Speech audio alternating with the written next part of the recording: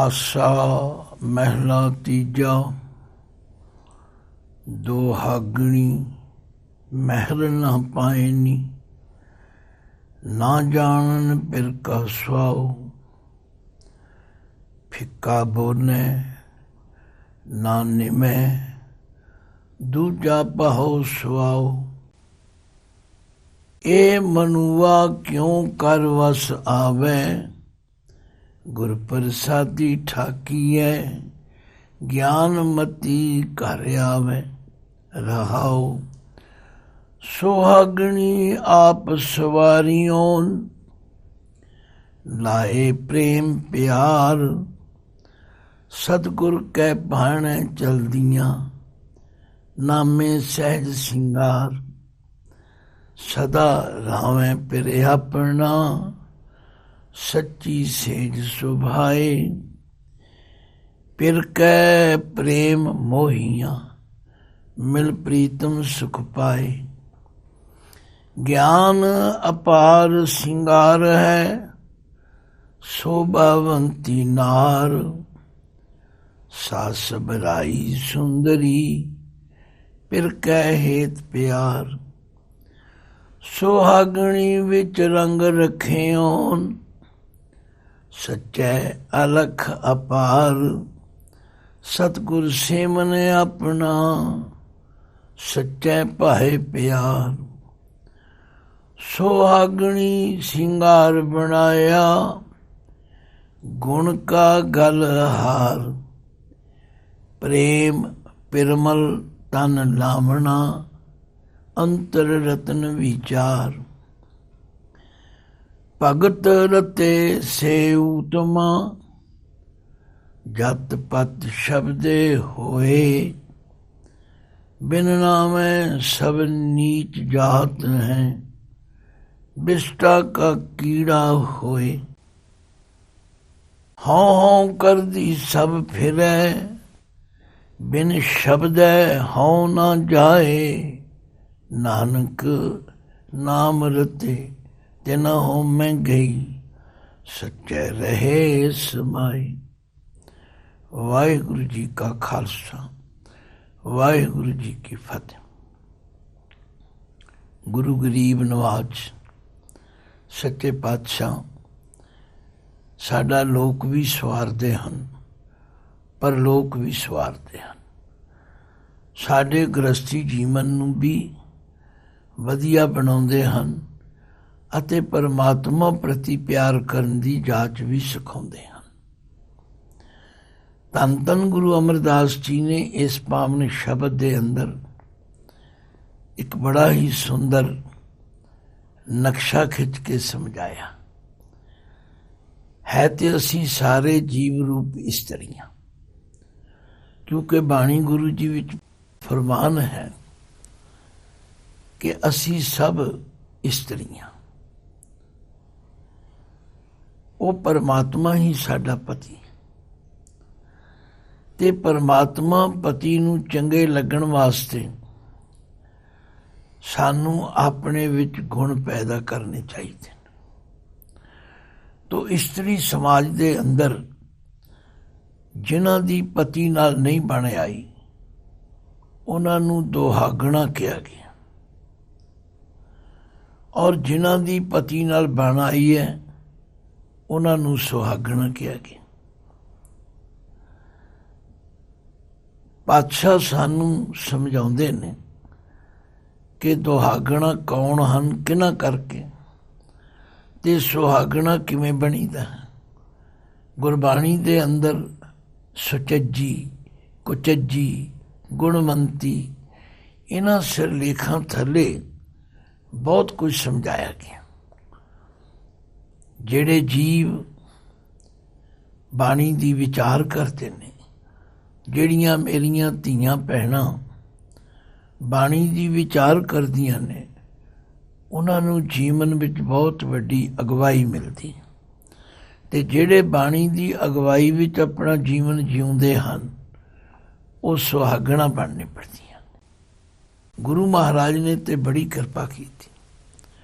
उन्होंने सानू अपना जीवन सफल करने लई ਸੁਹਾਗਣ ਬਣਨ ਦੀ ਜਾਚ ਦੱਸੀ। ਇਸ ਪਾਵਨ ਸ਼ਬਦ ਦੇ ਅੰਦਰ ਰਹਾਉ ਦੀ ਪੰਕਤੀ ਵਿੱਚ ਗੁਰੂ ਅਮਰਦਾਸ ਜੀ ਫਰਮਾਉਂਦੇ, ਏ ਮਨੁਆ ਕਿਉਂ ਕਰ ਵਸ ਆਵੇ। ਖੇਡ ਤਾਂ ਸਾਰੀ ਮਨ ਦੀ ਹੈ। ਮਨ ਨੂੰ ਵਸ ਵਿੱਚ ਲਿਆਉਣਾ, ਮਨ ਨੂੰ ਸਵਾਰਨਾ, ਮਨ ਨੂੰ ਕਾਬੂ ਕਰਨਾ, ਇਹ ਸ਼ਬਦ ਬੜੇ ਆਏ, ਪਰ ਇਸ ਪਾਸੇ ਸਾਡਾ ਧਿਆਨ ਨਹੀਂ ਜਾਂਦਾ। ਗੁਰੂ ਅਮਰਦਾਸ ਜੀ ਫਰਮਾਉਂਦੇ ਨੇ, ਪਿਆਰਿਓ ਇਹ ਗੱਲ ਸਮਝਣ ਦਾ ਯਤਨ ਕਰੀ। ਇਹ ਮਨੁਆ ਕਿਉਂ ਕਰ ਵਸ ਆਵੇ। ਇਹ ਸਾਡਾ ਮਨ ਜਿਹੜਾ ਬੜਾ ਚੰਚਲ ਹੈ, ਕਿਉਂ ਕਰ ਵਸ ਆਵੇ, ਕਿਵੇਂ, ਕਿਹੜੇ ਤਰੀਕੇ ਦੇ ਨਾਲ ਇਹਨੂੰ ਵਸ ਵਿੱਚ ਲਿਆਂਦਾ ਜਾਏ। ਫਿਰ ਆਪ ਹੀ ਕਹਿੰਦੇ ਨੇ, ਗੁਰ ਪ੍ਰਸਾਦੀ ਠਾਕੀਐ। ਗੁਰ ਪ੍ਰਸਾਦੀ, ਗੁਰੂ ਦੀ ਕਿਰਪਾ ਦੁਆਰਾ ਠਾਕੀਐ, ਇਹਨੂੰ ਬਾਹਰ ਜਾਣੋ, ਰੋਕਣਾ ਕਰੀ। ਭਾਵ ਇਸ ਨੂੰ ਗਲਤ ਪਾਸੇ ਜਾਣ ਤੋਂ ਵਰਜੀਏ ਤੇ ਗੁਰੂ ਕੋਲੋਂ ਸਿੱਖੀਏ ਬਈ ਮਹਾਰਾਜ ਕਿਵੇਂ ਇਸ ਨੂੰ ਰੋਕੀਏ। ਗਿਆਨਮਤੀ ਘਰ ਆਵੇ, ਤੇ ਜਿਸ ਦਿਨ ਇਹਨੂੰ ਇਹ ਸੋਝੀ ਪ੍ਰਾਪਤ ਹੋ ਜਾਏਗੀ ਗੁਰੂ ਕੋਲੋਂ, ਫਿਰ ਇਹ ਬਾਹਰ ਭਟਕਣਾ ਛੱਡ ਦੇ, ਇਹ ਘਰ ਆਵੇ, ਆਪਣੇ ਅੰਦਰ ਟਿਕ ਜਾਏ। ਸੱਚਮੁੱਚ ਅਸੀਂ ਸਾਰੇ ਇਹ ਸ਼ਬਦ ਦੀ ਵਿਚਾਰ ਕਰਕੇ ਇਹਨਾਂ ਗੁਣਾਂ ਨੂੰ ਆਪਣੇ ਵਿੱਚ ਧਾਰਨ ਕਰਨਾ ਕਰੀਏ, ਫੇਰ ਗਿਆਨ ਵਾਲੀ ਮੱਤ ਆਵੇ। ਇਹ ਮਨੁਆ ਕਿਉਂ ਕਰ ਵਸ ਆਵੇ। ਗੁਰ ਪ੍ਰਸਾਦੀ ਠਾਕੀਐ, ਗਿਆਨਮਤੀ ਘਰ ਆਵੇ ਰਹਾਉ। ਦੁਹਾਗਣੀ ਮਹਿਲ ਨਾ ਪਾਏ ਨੀ।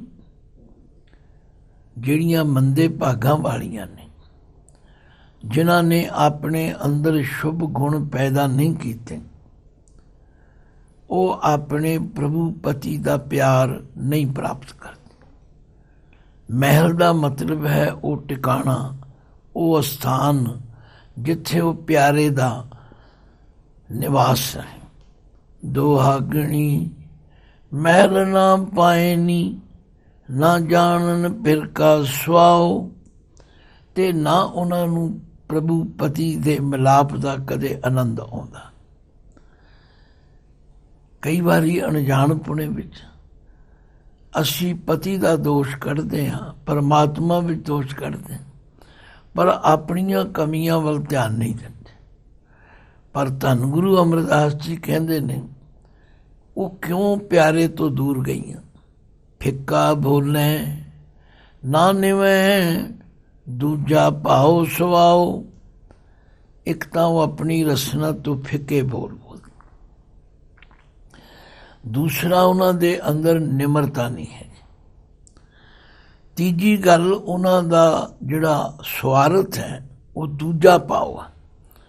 ਖਾਣ ਪੀਣ, ਕੱਪੜੇ ਪਹਿਨਣ, ਹਾਰ ਸ਼ਿੰਗਾਰ, ਇਹਦਾ ਹੀ ਧਿਆਨ ਦਿੱਤਾ। ਦੇਖੋ ਕਾਰਨ ਤੇ ਲੱਭਣਾ ਪਵੇ। ਦੁਹਾਗਣੀ ਮਹਿਲ ਨਾ ਪਾਏ ਨੀ, ਨਾ ਜਾਣਨ ਫਿਰ ਕਾ ਸੁਆਓ। ਫਿੱਕਾ ਬੋਲੇ ਨਾ ਨਿਵੇਂ, ਦੂਜਾ ਭਾਉ ਸੁਆਓ। ਗੁਰਬਾਣੀ ਗੁਰੂ ਜੀ ਤਾਂ ਫਰਮਾਉਂਦੇ ਨੇ, ਜੇ ਕਿਸੇ ਇਸਤਰੀ ਨੇ ਪਤੀ ਨੂੰ ਵਸ ਵਿੱਚ ਕਰਨਾ ਹੋਵੇ, ਇੱਕ ਤਾਂ ਉਹਨੂੰ ਸੱਚਾ ਪਿਆਰ ਕਰਨਾ ਚਾਹੀਦਾ, ਦੂਸਰਾ ਉਸ ਨੂੰ ਆਪਣੇ ਅੰਦਰ ਗੁਣ ਪੈਦਾ ਕਰਨੇ ਚਾਹੀਦੇ। ਹਮੇਸ਼ਾ ਇਹ ਧਿਆਨ ਰੱਖੇ ਕਿ ਕਿਹੜੀ ਗੱਲ ਮੇਰੇ ਪਤੀ ਨੂੰ ਪਸੰਦ ਨਹੀਂ, ਉਹ ਗੱਲ ਨਾ ਕਰੋ। ਇੰਨੇ ਨਾਲ ਹੀ ਪਤੀ ਵਸ ਵਿੱਚ ਹੋ ਜਾਂਦੇ। ਬਾਬੇ ਨਾਨਕ ਜੀ ਨੇ ਤੇ ਨਿਚੋੜ ਕੱਢ ਕੇ ਦਿੱਤਾ, ਆਖਿਆ ਮਿੱਠਾ ਬੋਲਣਾ, ਨਿਮਰਤਾ ਵਿੱਚ ਰਹਿਣਾ, ਇਹ ਸਾਰੇ ਗੁਣਾਂ ਤੇ ਚੰਗਿਆਈਆਂ ਦਾ ਨਿਚੋੜ ਹੈ। ਮਿੱਠਤ ਨੀਵੀਂ ਨਾਨਕਾ, ਗੁਣ ਚੰਗਿਆਈਆਂ ਤਤ। ਪਰ ਜਿਹੜੀਆਂ ਜੀਵ ਇਸਤਰੀਆਂ ਫਿੱਕਾ ਬੋਲਦੀਆਂ ਨੇ, ਨਿਮਰਤਾ ਹੈ ਨਹੀਂ, ਔਰ ਮਨ ਦੇ ਅੰਦਰ ਦੂਜਾ ਭਾਵ ਹੈ, ਮਾਇਆ, ਪਦਾਰਥ, ਇਹਨਾਂ ਚੀਜ਼ਾਂ ਵੱਲ ਹੀ ਉਹਨਾਂ ਦਾ ਧਿਆਨ ਲੱਗਾ ਹੋਇਆ, ए मनुआ क्यों कर बस आवे, गुर प्रसादी ठाकीऐ ਗਿਆਨਮਤੀ ਘਰ ਆਵੇ।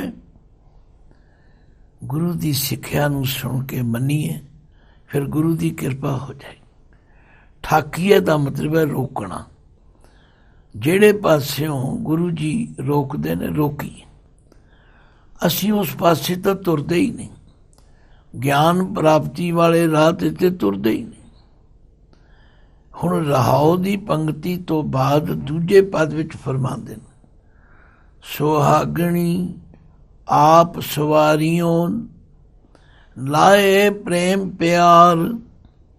ਹੁਣ ਪਹਿਲਾ ਸ਼ਬਦ ਆਇਆ ਸੀ ਦੁਹਾਗਣੀ, ਹੁਣ ਆਇਆ ਸੁਹਾਗਣੀ। ਸੁਹਾਗਣੀ ਉਹ ਹਨ ਜਿਨ੍ਹਾਂ ਨੂੰ ਪਤੀ ਦਾ ਪਿਆਰ ਪ੍ਰਾਪਤ ਹੋਇਆ। ਇਹਨਾਂ ਸੁਹਾਗਣ ਇਸਤਰੀਆਂ ਨੂੰ ਵਾਹਿਗੁਰੂ ਅਕਾਲ ਪੁਰਖ ਨੇ ਆਪ ਹੀ ਕਿਰਪਾ ਕੀਤੀ। ਸੁਹਾਗਣੀ ਆਪ ਸਵਾਰੀਓਂ ਲਾਏ ਪ੍ਰੇਮ ਪਿਆਰ। ਉਹਨਾਂ ਦੇ ਅੰਦਰ ਸੱਚਾ ਪ੍ਰੇਮ ਪਿਆਰ ਪੈਦਾ ਕੀਤਾ। ਕਿਵੇਂ? ਸਤਿਗੁਰ ਕੈ ਭਾਣੇ ਚਲਦੀਆਂ, ਨਾਮੇ ਸਹਿਜ ਸਿੰਗਾਰ। ਉਹ ਗੁਰੂ ਦੇ ਭਾਣੇ ਵਿੱਚ ਗੁਰੂ ਦੇ ਦੱਸੇ ਰਾਹ ਤੇ ਚੱਲਦੀਆਂ।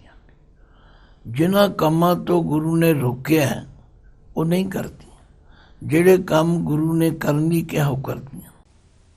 ਭਾਵ ਸਤਿਗੁਰੂ ਦੇ ਦੱਸੇ ਰਾਹ ਤੇ ਚੱਲਦੀਆਂ। ਨਾਮੇ ਸਹਿਜ ਸਿੰਗਾਰ, ਪਰਮੇਸ਼ਵਰ ਦਾ ਨਾਮ ਜਪਦੀਆਂ ਨੇ। ਸਹਿਜ ਆਤਮਿਕ ਅਡੋਲਤਾ ਵਿੱਚ ਰਹਿ ਕੇ ਉਹਨਾਂ ਗੁਣਾਂ ਦਾ ਸ਼ਿੰਗਾਰ ਕਰਦੀਆਂ। ਸਦਾ ਰਾਵੇਂ ਪਿਰੇ ਆਪਣਾ, ਸੱਚੀ ਸੇਜ ਸੁਭਾਏ। ਉਹ ਫਿਰ ਆਪਣੇ ਪਿਆਰੇ ਦਾ ਪਿਆਰ ਸਦਾ ਮਾਣਦੀਆਂ। ਸੱਚੀ ਸੇਜ ਸੁਭਾਏ, ਸੁਭਾਏ ਦਾ ਮਤਲਬ ਹੈ ਪਿਆਰ ਵਾਲੀ ਸੇਜ ਤੇ ਉਹ ਆਪਣੇ ਪਤੀ ਦਾ ਮਿਲਾਪ ਦਾ ਆਨੰਦ ਮਾਣਦੀਆਂ। ਫਿਰ ਕਹਿ ਪ੍ਰੇਮ ਮੋਹੀਆਂ, ਮਿਲ ਪ੍ਰੀਤਮ ਸੁਖ ਪਾਏ। ਫਿਰ ਕਹਿ ਪ੍ਰੇਮ, ਪ੍ਰੇਮ ਦੇ ਮੰਮੇ ਨੂੰ ਸਿਆਰੀ ਹੈ। ਆਪਣੇ ਪਤੀ ਦੇ ਪਿਆਰ ਵਿੱਚ ਮੋਹੀਆਂ ਹੋਈਆਂ, ਆਕਰਸ਼ਿਤ ਹੋਈਆਂ, ਖਿੱਚੀਆਂ ਹੋਈਆਂ। ਮਿਲ ਪ੍ਰੀਤਮ ਸੁਖ ਪਾਏ, ਉਹ ਫਿਰ ਆਪਣੇ ਪਿਆਰੇ ਨੂੰ ਮਿਲ ਕੇ ਸਦੀਵੀ ਤੇ ਸੱਚਾ ਸੁਖ ਪਿਆ। ਗਿਆਨ ਅਪਾਰ ਸਿੰਗਾਰ ਹੈ, ਸੋਭਾਵੰਤੀ ਨਾਰ। ਗੁਰੂ ਕੋਲੋਂ ਗਿਆਨ ਲੈ ਕੇ ਉਹ ਅਪਾਰ ਸਿੰਗਾਰ ਹੈ।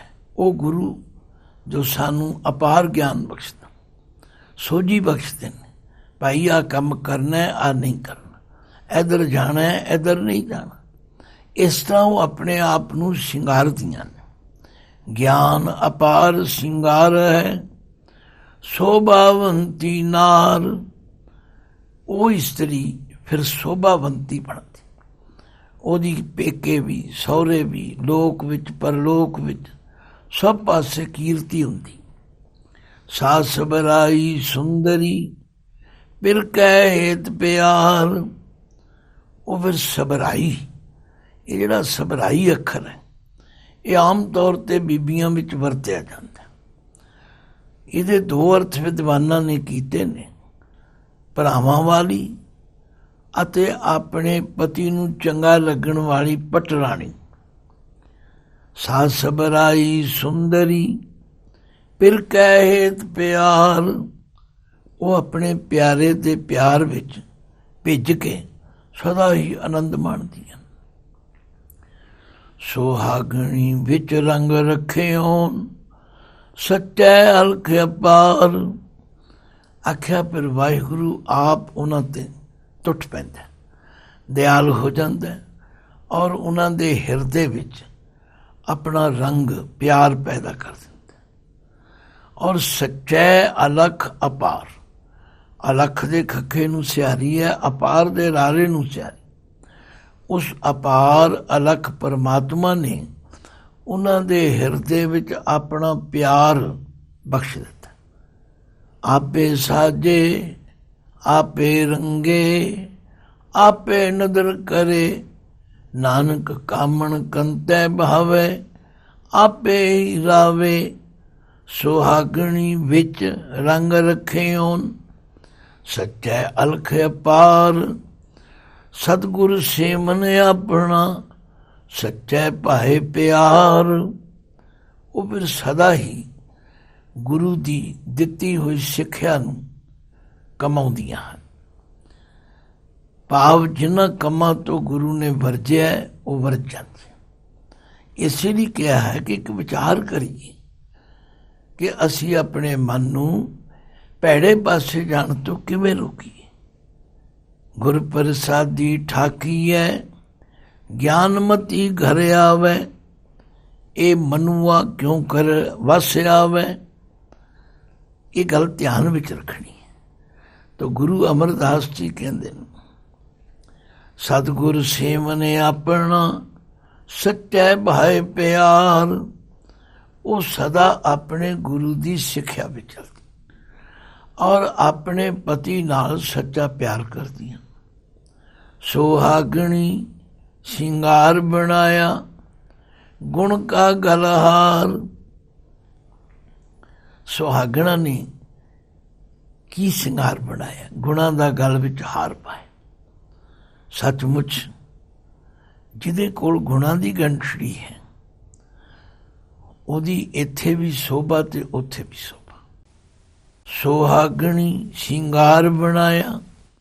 ਤਾਂ ਇਸ ਤਰ੍ਹਾਂ ਜਿਹੜੀਆਂ ਸੁਹਾਗਣ ਇਸਤਰੀਆਂ ਨੇ ਉਹ ਇਸ ਤਰ੍ਹਾਂ ਦਾ ਸ਼ਿੰਗਾਰ ਬਣਾਉਂਦੀਆਂ ਨੇ ਕਿ ਗੁਣ ਕਾ ਗਲ ਹਾਰ, ਗੁਣਾਂ ਦਾ ਗਲ ਵਿੱਚ ਹਾਰ ਪਾਉਂਦੀਆਂ। ਪ੍ਰੇਮ ਪਿਰਮਲ ਤਨ ਲਾਵਣਾ, ਅੰਤਰ ਰਤਨ ਵਿਚਾਰ।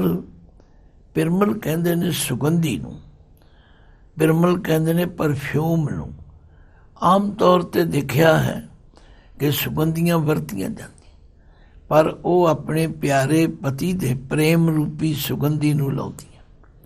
ਪ੍ਰੇਮ ਪਿਰਮਲ ਤਨ ਲਾਵਣਾ, ਅੰਤਰ ਰਤਨ ਵਿਚਾਰ।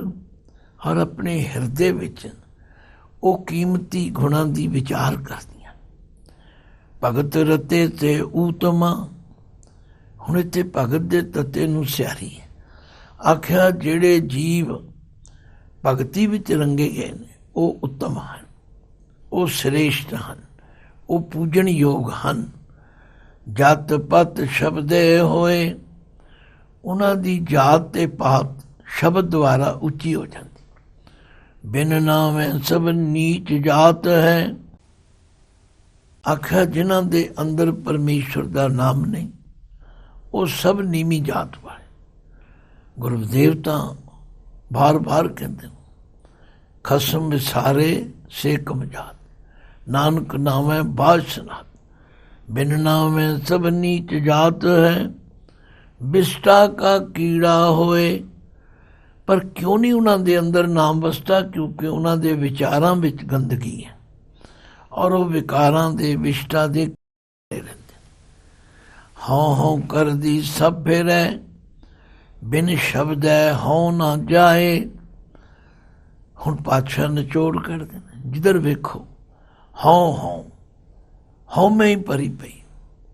ਸਾਰੀ ਸ੍ਰਿਸ਼ਟੀ ਦੇ ਅੰਦਰ ਲੋਕ ਹਉਮੈ ਦਾ ਸ਼ਿਕਾਰ ਹੋਏ ਤੇ ਬਿਨ ਸ਼ਬਦੈ ਹਉ ਨਾ ਜਾਏ। ਗੁਰੂ ਦੇ ਸ਼ਬਦ ਦੀ ਕਮਾਈ ਕੀਤੇ ਤੋਂ ਬਿਨਾਂ ਇਹ ਹਉਮੈ ਕਦੇ ਨਾਸ ਨਹੀਂ ਹੁੰਦੀ। ਨਾਨਕ ਨਾਮ ਰਤੇ ਤਿਨ ਹਉਮੈ ਗਈ। ਨਾਨਕ ਜੀ ਫਰਮਾਉਂਦੇ ਨੇ, ਜਿਹੜੇ ਪਰਮਾਤਮਾ ਦੇ ਨਾਮ ਵਿੱਚ ਰੰਗੇ ਗਏ, ਜਿਨ੍ਹਾਂ ਨੇ ਆਪਣੇ ਪਿਆਰੇ ਪਤੀ ਦੇ ਪਿਆਰ ਵਿੱਚ ਰੰਗ ਲਿਆ, ਤਿਨ ਹਉਮੈ ਗਈ। ਉਹਨਾਂ ਦੇ ਅੰਦਰੋਂ ਹਉਮੈ ਖਤਮ ਹੋ ਜਾਂਦੀ ਔਰ ਸੱਚੇ ਰਹੇ ਸਮਾਏ। ਉਹ ਸੱਚੇ ਪਰਮਾਤਮਾ ਦੇ ਪਿਆਰ ਵਿੱਚ ਸਮਾਏ ਰਹਿੰਦੇ। ਲਓ ਸ਼ਬਦ ਦੇ ਅੰਦਰ ਧੰਨ ਗੁਰੂ ਅਮਰਦਾਸ ਜੀ ਨੇ ਕਿਤਨੀ ਬਖਸ਼ਿਸ਼ ਕੀਤੀ।